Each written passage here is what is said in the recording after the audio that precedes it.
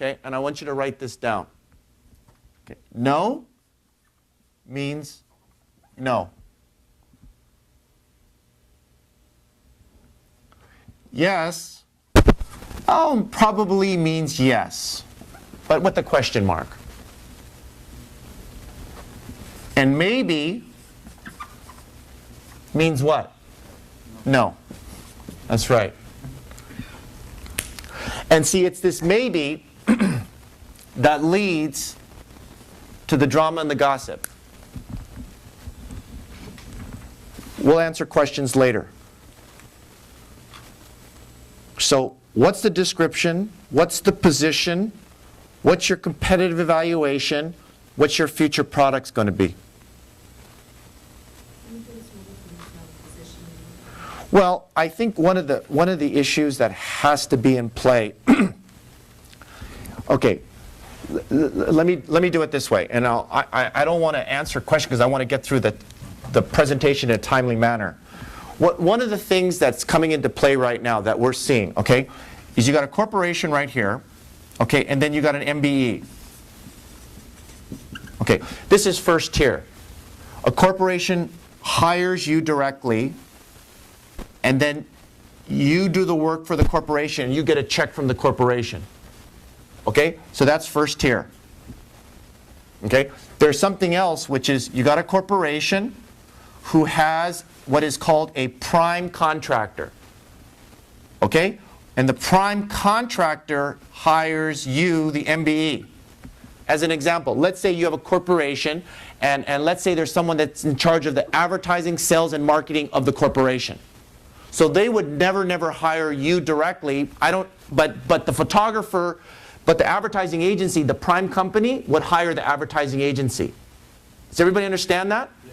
Okay, even like, for example, general construction. I'll give you a prime example. MGM Mirage, okay? They do some work on their own, but their prime contractor is Perini Construction. Perini then hires the MBE. So that's called second tier. So positioning has to do with, and I say this to all the MBEs, you got to look at both. I've heard of stories where it's 5 tiers, 6 tiers, 7 tiers. When you're starting out, you got to do whatever you got to do to get the volume, to get your capacity up. Almost every big MBE in this council started out as a 2nd or 3rd tier first. Learn the business, learn how the prime does the business, learn how they bid, learn how they hire, learn how they do the RFP, RFQs. How do they price? How do they do insurance? Who do they bid from? How do they bid? Who do they hire? What kind of work do they do? That's how you learn. Then they grow and then they get big. So that's why when you see these corporations, where are you going to be? Volume is volume. I don't know, Abe. Is volume volume? From the bank's perspective, money is money. Cash is cash, sales is sales. So the point is that where do you belong?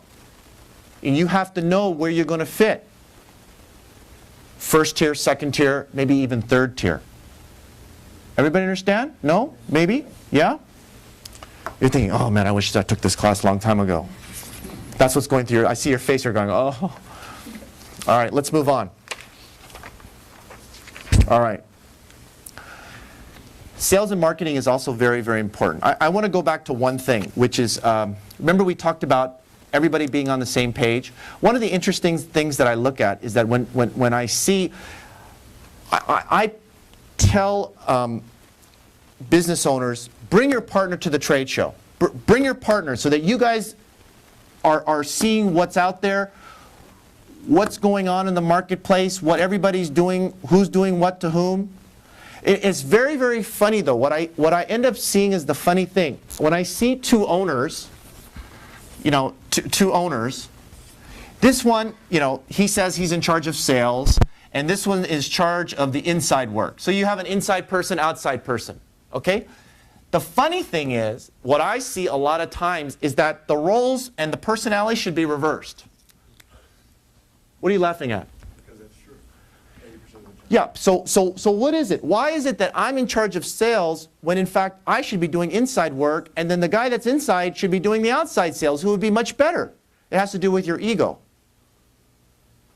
Everybody wants to be the boss. Everybody wants to go and get the contract. Everybody wants to present. Everybody wants to be the big fish that I got the Hey, you got to do what you got to do. What's the best personality? Who's the best fit for the job? You know, one of the most interesting things that I see in the marketplace today is that when an MBE grows, when they get to first tier, second tier, like when they get to like third class and fourth class, let me tell you what they're doing. They're alleviating themselves from the day-to-day responsibility of the job, and they're bringing in a professional to run the company. They're letting go.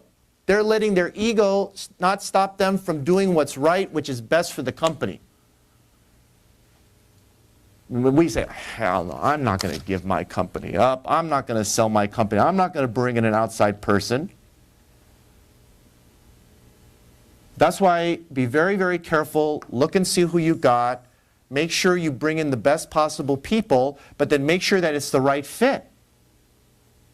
See, a lot of people, I'll tell you this right now, and if you don't believe me, go ask the people that you work with. How many times regarding, let's say, this business plan, has this been an issue or a topic within your company, or has someone has told you this? Hey, you should have a business plan. You should have a writing document. You should have an operational plan. Not me, not the council, but someone around you has been saying this for years. Raise your hand. And the rest of you who are not answering the question, you are just not aware of what's around you. Because believe me, they are. They're telling you in a way that you're just not listening. You have a big responsibility. It's your company. No one's going to tell you what to do, what tell you not going to do. But if you get the results, hey, I got the results. And if you didn't, you got to find different ways to make it happen.